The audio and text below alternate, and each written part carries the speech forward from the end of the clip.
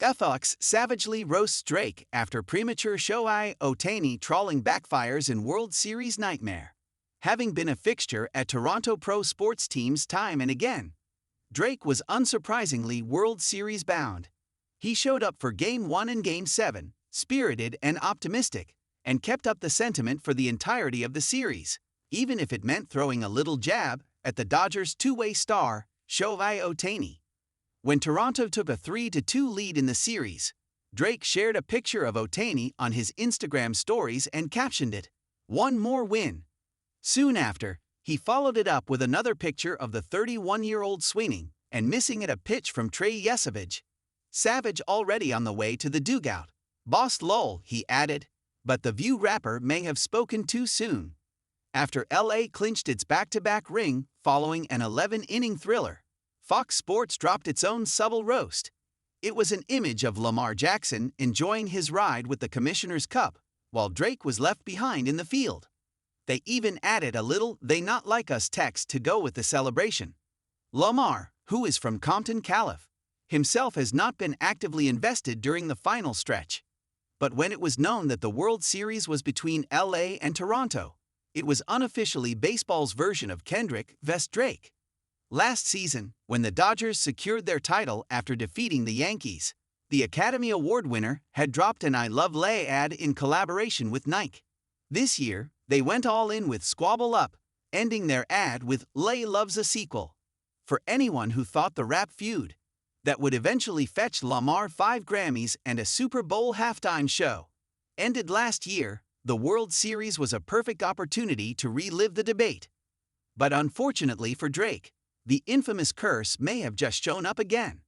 After the Maple Leafs crashed out in Game 7 of the NHL semifinals earlier this year, when the Toronto-born rapper had bet $1 million, Blue Jays faithful weren't thrilled to have him in the stands for the World Series.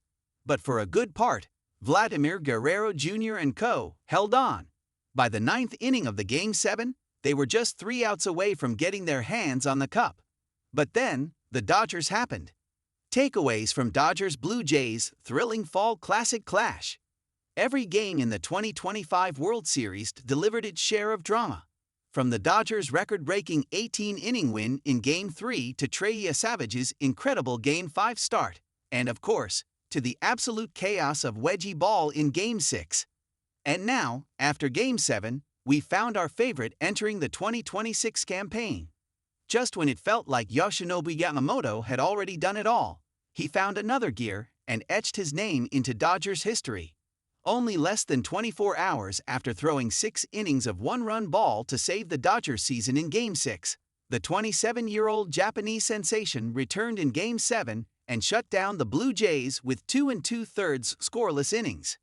It was the kind of gutsy, unforgettable performance we aren't forgetting anytime soon. Despite Toronto managing an 1-3 lead, the Dodgers took it home 5-4 on the back of 3 homers by Max Muncy, Miguel Rodas, and Will Smith, all from 7 innings down. As far as the Blue Jays are concerned, Vladimir Guerrero Jr. is locked in with Toronto for the long haul. He's the face of the franchise for the next decade and even more. He signed a record-breaking $500 million extension at the start of the season. Since then, the Jays captured the division title, took down the Yankees in the ALDS, and outlasted Seattle in a classic ALCS. But their dream run ended just shy of a World Series crown. It was Bo Bichette's dream to win the title alongside Vladdy, but unfortunately, things didn't go that way.